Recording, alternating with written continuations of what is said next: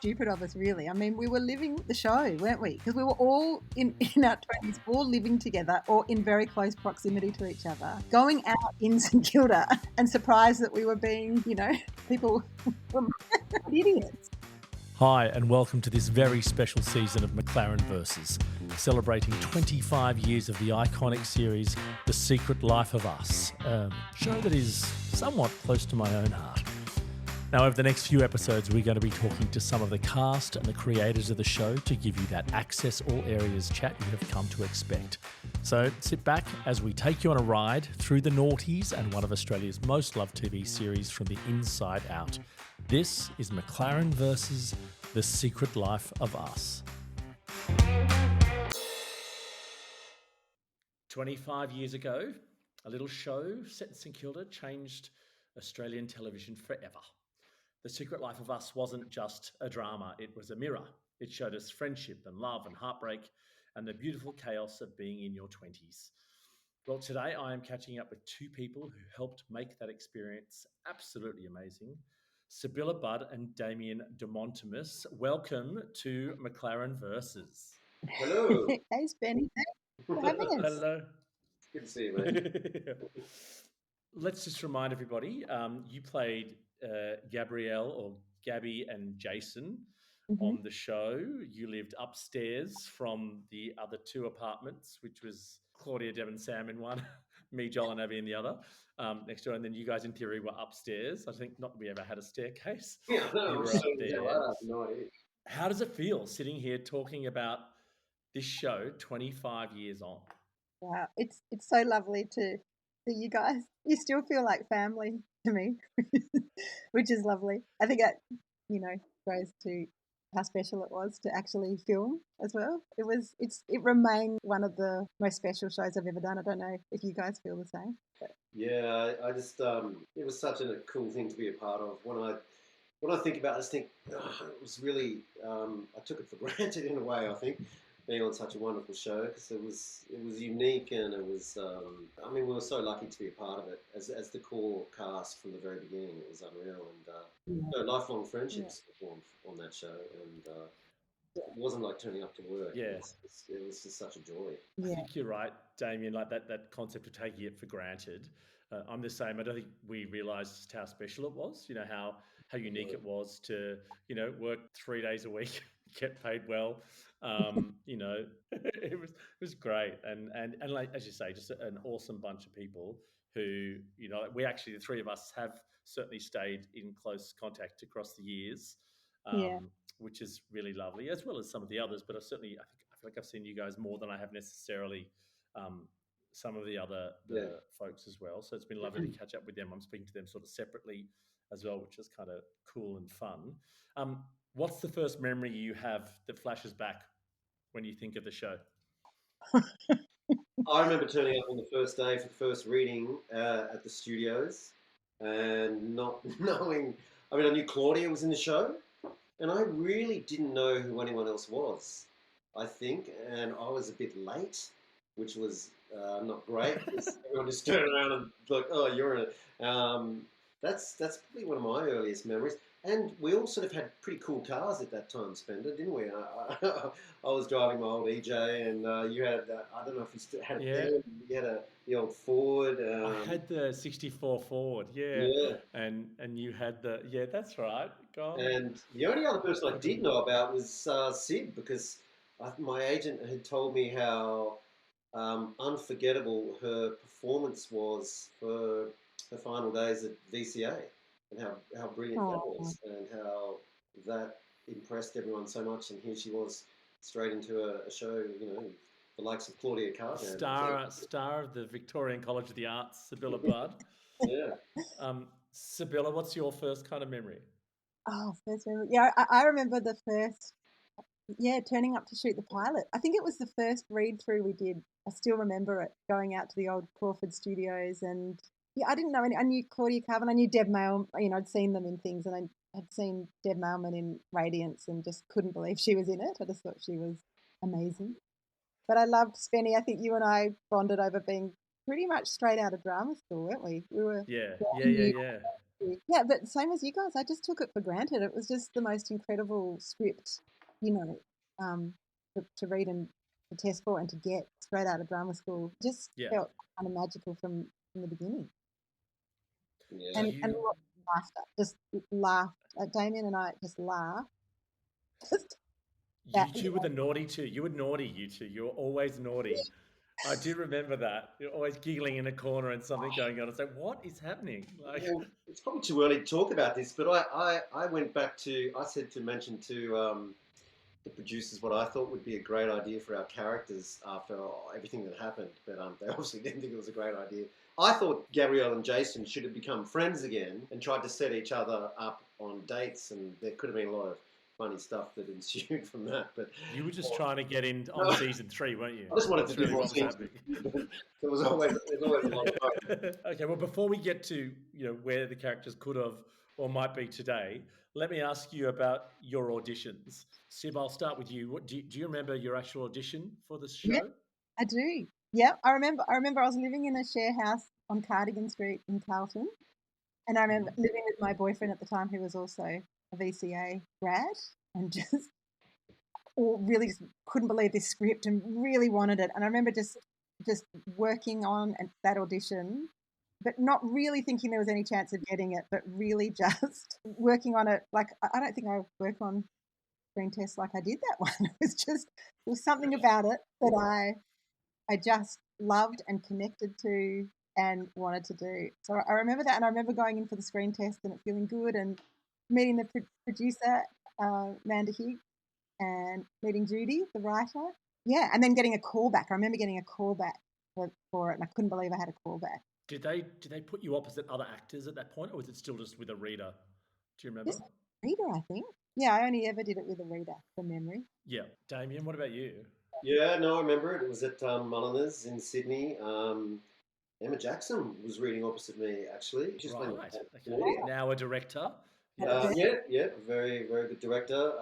Yeah, I also just remember thinking how cool it was and how amazing it'd be to get it, and getting a call back for it, and then finally when I got the phone call, I think I was down on the beach at Bondi, and I got a call saying, "Yeah, you've got the part," which was huge. And it was just one of those phone calls where you go, it was unbelievable when you put so much sort of it's hard for people who aren't actors. You sort of imagine yourself already having the part and what you'll be doing and all that sort of stuff, and then when you don't get it, it can be terribly disappointing.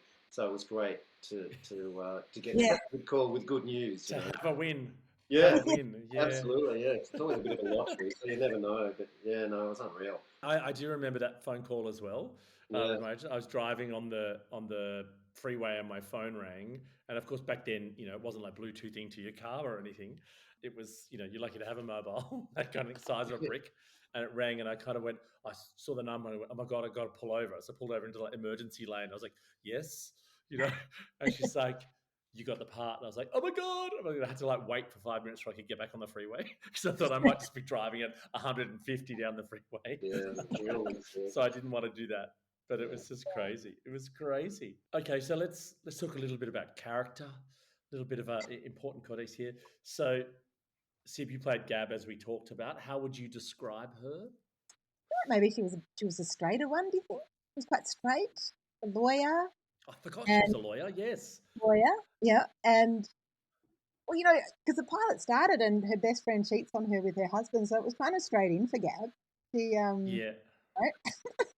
And I think that's what I loved about the audition scene, because the audition scene was the scene in the pilot where I confront my husband the morning after I find out about the affair, and it was such a well written and gutsy and emotional scene, and I could draw on the fact that the year before, when I was 19, I'd been cheated on by my, what I mean? Like, it was like, oh, I can go here. It was just, I could use it. Yeah, I can use it. Yeah. I think, well, I guess that was Gab, and then it was just from there. It was, I guess, finding her way, and then having, I made the mistake of telling the producer and the writer one night when I had a few drinks that I quite like the idea of being with an older man, and so then that was written into the script. I did have a chat to them about that actually, and I kind of put them on the spot and said, that really wasn't appropriate, you know?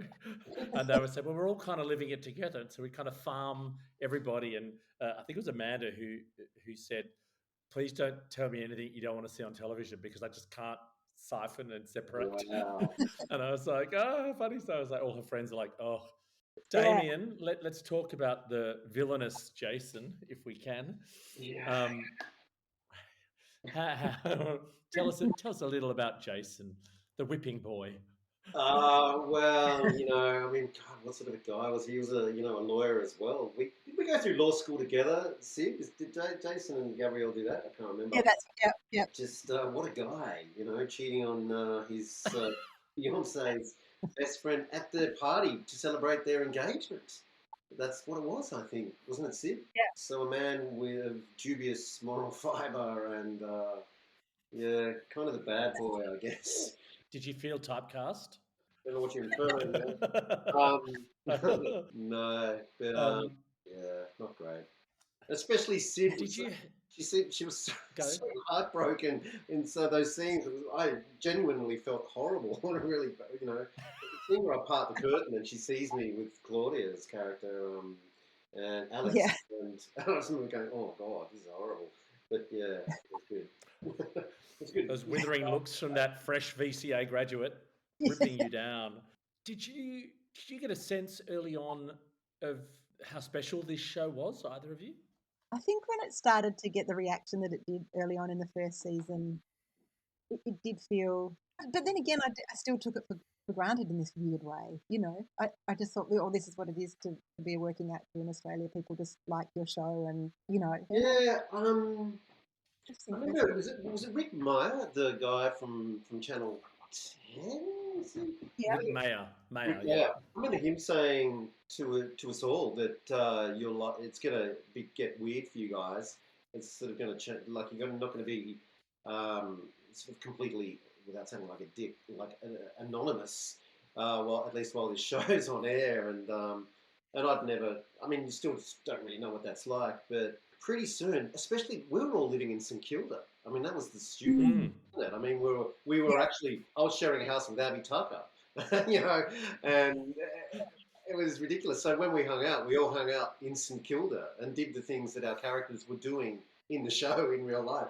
So it was kind of weird. But I guess when you started going out and going to out to places, and all of a sudden you just went straight in, and people parted and come on in. That's when I went, wow, this is really quite weird. This is strange, and everyone seemed to love the show, and everyone was watching it. Yeah, it was amazing. Do you remember, Damian, flying to far north Queensland to being paid to go to a club up there together? Wow. Do you remember that? We both went up to a club in far north Queensland. They put us up for a couple of nights or something. Got off at Cairns. Do you remember? You don't remember that? I don't remember. We must have had a good time. It was crazy. I was like, and it was a nightclub, and they paid us to turn up and have drinks and flew us up. Was that me? And then, are you sure? That was definitely you. Yeah. There was a strip club next door as part of the establishment. We didn't go in there. We were quite. I remember we went skiing at Mount Buller. And you won the Tag Heuer watch. I did win. I still got that, actually. I should have brought it in. You did. I do remember that. We got a chopper from the Yarra River with Steve Vizard. Steve Vizard. And yes. Garden dude, Jamie Drury. Yeah, Jamie Drury. And then Kirsty Marshall. I remember her skiing. We're skiing, going ripping up the snow. And then she'd just go in front of us backwards and film us. I'm like, okay, I'm doing a bad job here of skiing, obviously. But I forgot about the Tag Heuer launch thing and all of that. And they took everyone at the snow and they had like these 10 celebs. That was great fun. I love that. That was so good. Where are those days, everybody? If you need me, just send a chopper. I remember being paid to go to nightclub. I think maybe that is the moment where you go, oh, this is huge. Like where we're being paid to just come out on stage in front of a whole nightclub full of people. I remember that quite clearly. But you're right, though, also that thing of like we were all living, like it was pretty stupid of us, really. I mean, we were living the show, weren't we? Because we were all in our 20s, all living together or in very close proximity to each other, going out in St Kilda and surprised that we were being, people Spotted. idiots. In our defense, remember, we shot the whole first season before it went to air. So we had a whole year of True. doing that and getting to know each other. And it's only when we came back to shoot the second season You're right. Yeah. that we just went, oh, hang on, this is not the same. What the hell's going on? Yeah. What's You in the know? table here? Yeah. Yeah, which was quite strange. Damian, I'll go back to your comment before. So about where the characters, what you had imagined or suggested. If they had taken your input, where do you think they would have ended up, Gabi and Jason? Back together. Back together? Yeah, I reckon they wouldn't realise that they. That's so romantic, isn't it? That they were meant to be together. And it would have been a lot of trial and error maybe to get there. But I think that would have been a pretty cool sort of story arc. But yeah, I think so. It just would have been fun because Sib and I got along so well off screen, and like you said, we were always laughing. And I remember people, guest directors would comment on how much we sort of mucked around between the shots, but then when action was called, we'd slip into character, and they thought that was good. So I think we had a good, chemistry with each other. So yeah, that would be a logical story arc if that is the way that it went. Yeah. Yeah. So, you remember Sibylla, that? do you concur? I concur. I mean, and I just listening to this made me remember. Do you remember, Dame? We had this on the wall in our apartment. We had the weirdest. We just thought our apartment had such odd things on the wall. And on one of the walls in the kitchen, there was a wooden clog, just one clog. we over the course of the whole second series, we would have this game going with each other where we would just hide the clog and put the clog would turn up, we'd hide it on each other. And one of the best ones that Dame got me with was I drove the whole way from St Kilda to where we shot in Box Hill, and he'd tied with wire the clog to the front of my car. Remember? And I got the whole way to the studios, and I got out of the car and I went, "Oh my god, you won! You won the clog hiding seat." So random. Damian, you mentioned guest directors there. I went back and had a look. I mean, there's quite a who's who now of. I know, amazing. Kate Shortland, who's gone on to direct Black Widow for Marvel. Dana Reed, Handmaid's Tale. Daniel Nettheim, Anna Kokonos, Roger Hodgman, Kate Dennis. I was just like, wow, it's quite a salubrious collection now of amazing directors. Do you guys remember who you had? Was there any favourite that you worked with on the show, or not? I love them all. They're all doing such wonderful work now, aren't they? Absolutely. I knew Kate Shortland. Did I know Kate Shortland? Did we know Kate Shortland beforehand? I don't know. I think we met her doing that. Yeah. Anyway, she was unreal. They were all pretty cool. I think I preferred the women directors to the men, to be honest. Nothing against the male directors. I did. I mean, we were really lucky. And our writers as well. Some of them have gone on to do extremely well. So, yeah. Tony McNamara, Oscar nominee. I mean, it was amazing for directors because they just gave a lot of first-time directors a go, didn't they? It was, kind of... They did. I was chatting to Claudia in that episode with Claudia about directors, and she was relaying a story where how she came to direct. Do you remember she directed an episode with us? In the third season, yeah. Didn't she do something in the second as well? Because I wasn't there for the third. Similarly, quite a stunning list of guest artists as well who went through. Do you guys have any faves that you worked with? Like Sib, you worked a lot with Jacek Koman. Yeah. Who I always loved. I always thought he was a terrific actor. I'm trying to think. I love working with Dan Spielman, but he wasn't really guest, was he? He was regular. He became I guess semi-regulars. Yeah, he came in to be regular cast. I don't know why. I always remember the scene when he got busted having a little fiddle in the apartment. Do you remember that? In the script, everybody, in the script. No, really. Good on you. That's awkward, yes. Damian, any faves for you? None. No, I didn't like working with him. No, you know what? I thought, and I think it was one of the first things Asher Ketty did, was play a crazy, slightly crazy girlfriend of mine. But I remember thinking, wow, she should have been cast with more longevity to her character. I remember thinking that at the time. Yeah. I think, given the work that she's done since then, I was probably right. Yeah, but no, I think we were spoilt with the Yeah. caliber of guest. Yeah. Because it's not always easy. We're a pretty tight knit group, the core group of us, and to come in and be a part of a show just briefly is a weird feeling. Having done it a few times on other shows, and it's not always easy doing Yeah. that. I think we were pretty spoiled, really. I mean, Michael Dorman, he became a regular character, of course, and a flatmate of mine with Abby, which was weird. So he was always fun to work with. You mean in real life, the three of you were living together, you, Abby, and Michael in Dorman? real life, me, Abby, and Michael sharing a house. Yeah, 116 Ruskin Street. Around the corner from my house on Shelley Street. Just around the corner from Sid. Yeah, I know. And I was on Mitford Street, so I wasn't far away, So it was all, Yeah. I think we should get commission because I think we did a lot to increase the real estate value in St Kilda. Yeah. I think we could all do with a little boost. It's like I'll talk to the local council. See Yeah, what we can that'd be sort out. great. That'd be great. I think one of the things about Secret Life is that it felt real, right? The friendships, I think, the careers stalling, not knowing who you are. Why do you think that landed so strongly at the time in Australia? I don't know if there'd been anything like that in Australia. It felt like it was a really refreshing new kind of honest look at people in their 20s, the ugly side as well as the good side. It just felt like there was nothing as honest as that on our screens, I think, before then. We were always doing we did great cop shows and whatever we did, but I felt like, and lovely sweeping, historical dramas and all of the rest of it, but I feel like it might have just, people could connect to it because it had this realism to it. I think that's what it might have been.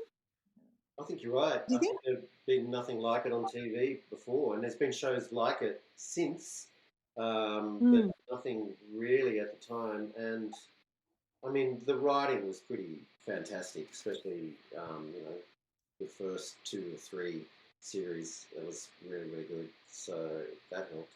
I also think they chose a pretty good cast. That we're all very much. I mean, I don't want to say, you know what I mean. Like, I think the casting was really, really good, and so the dynamic between us became very, very natural. I agree. Yeah. Added. Yeah, I mean, the authenticity word gets thrown around a bit in other conversations I've had, and I think probably that is it too. Is that, like, the people who were cast, weren't too far from the characters necessarily. They had something, like you were talking about before, Sid, that they could bring from a perspective there to it as well, and that warts and all kind of look at this stuff. And I talked to Judy as well about, is one of the first shows. I feel like every show does it now, where you watch a girl do a pee on the toilet. Right, and now everyone goes, oh, look, we're signaling we're a raw, authentic show. We'll show someone on the toilet. And you go, okay. But at the time, it was one of the first shows to ever do that sort of stuff and show those things and talk about tampons. I think Claudia was relaying a story about you and her and characters, Sibylla, with tampons. Do you remember that storyline at all? I don't quite. Vaguely. Yeah. It's her favourite. You're right. Saying, you're so prudish. You use it how you anyway. That's right. That's right. Yeah. Touching yourself with a tampon. Yeah. Is that what it was? I can't believe you touched yourself. Yeah. Yes. That's the one. Yeah, and I loved also that, I mean, were there gay, were gay men portrayed like in their 20s? Did they have an Australian? They weren't represented in Australian television.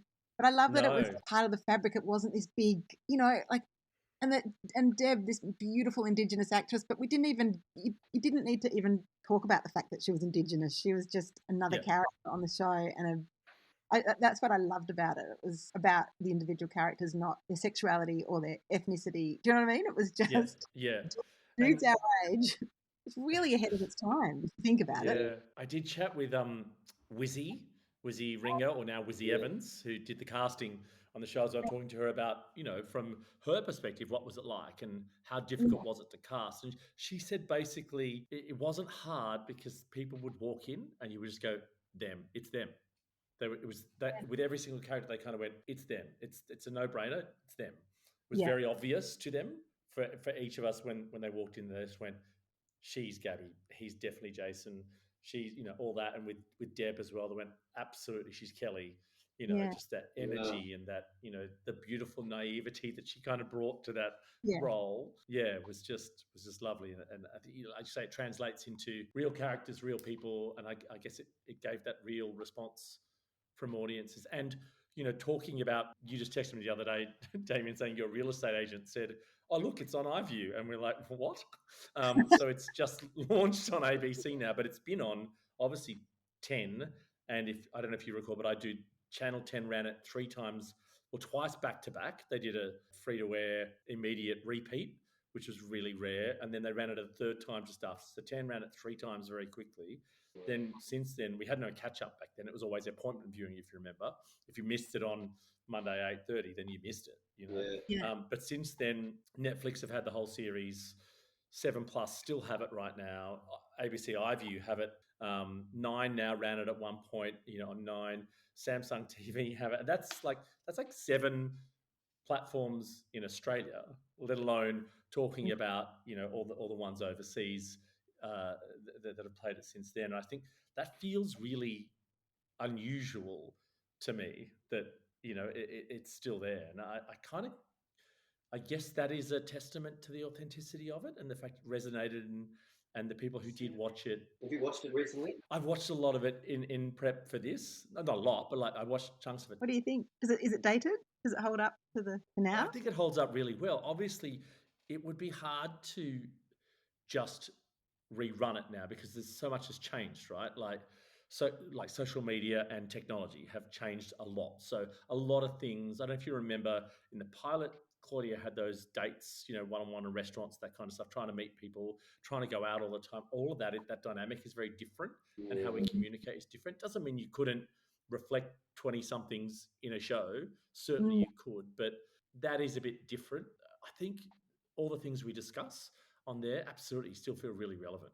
Interesting talking about the dating. That made me think about, do you remember, and we thought they were so cool and so modern, we had the first Apple laptops in the show, the Apple...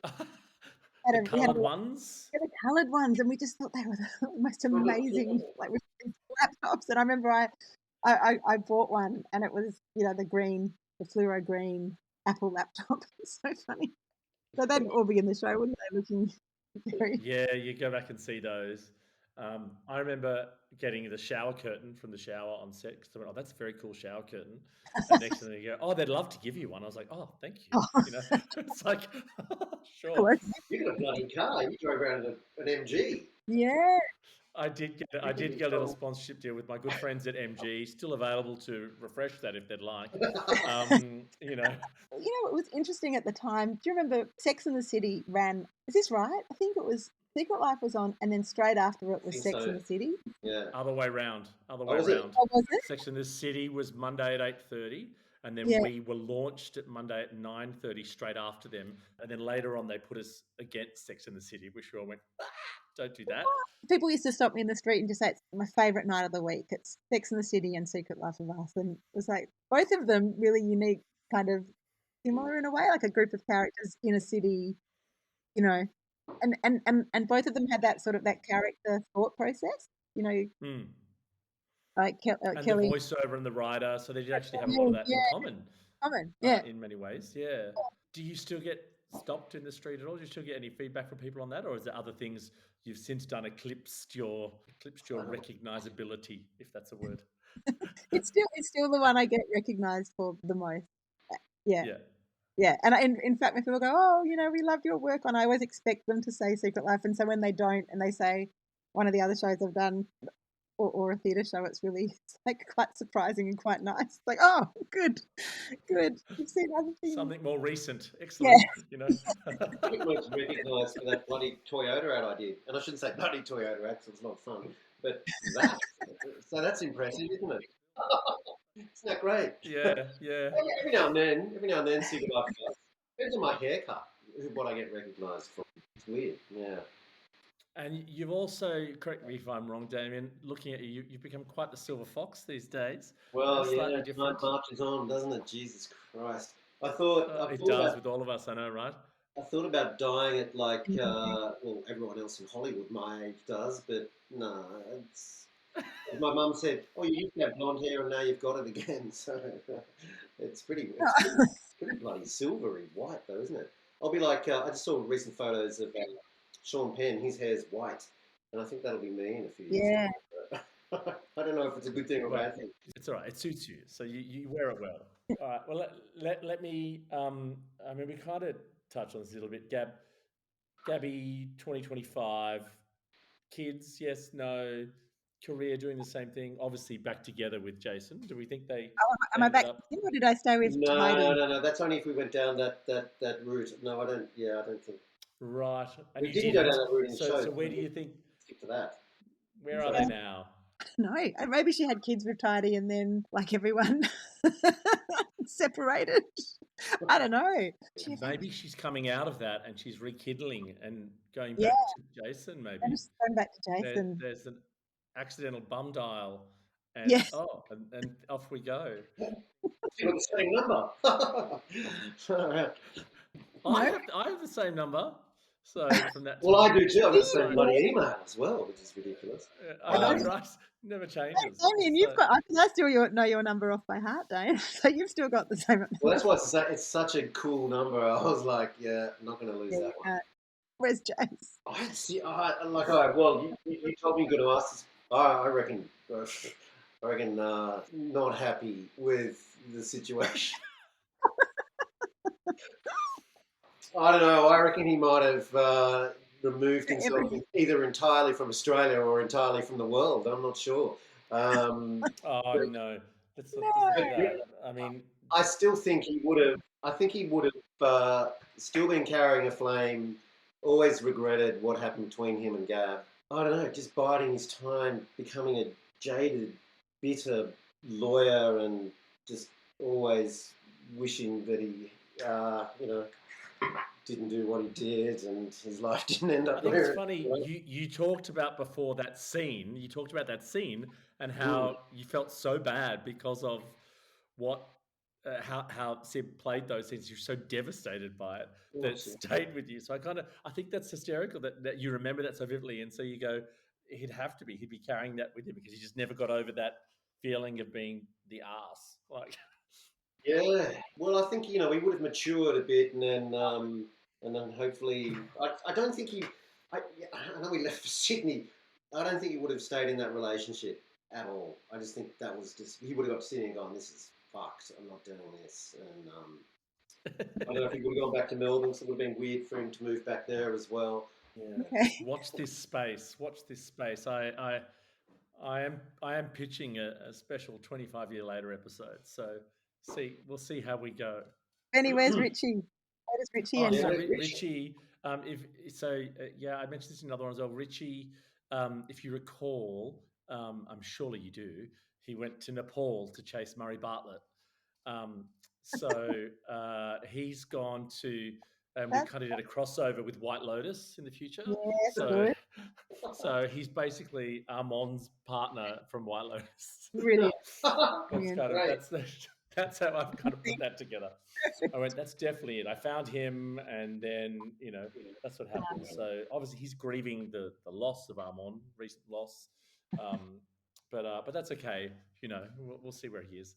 So, well, look, guys, I just want to say thank you so much for, taking a little jaunt down memory lane with me.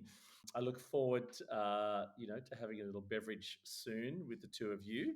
And I'll just say to everybody, watch this space, see what happens. Who knows? We may get that 25-year installment. Wow. It's news to me if that happens. That'd be good. I've been chatting with you guys. It's been far too long since I've seen you face both of you. So, it's been nice. Yeah. It's been good. All right. I'll sign off now. Thanks, guys. Thanks, see you, mate. Bye. Yeah. Bye. See you. That's it for this episode of McLaren Versus. I'm Spencer McLaren, and thank you for spending some time with us. If you enjoyed this chat, then please don't forget to follow and leave us a review.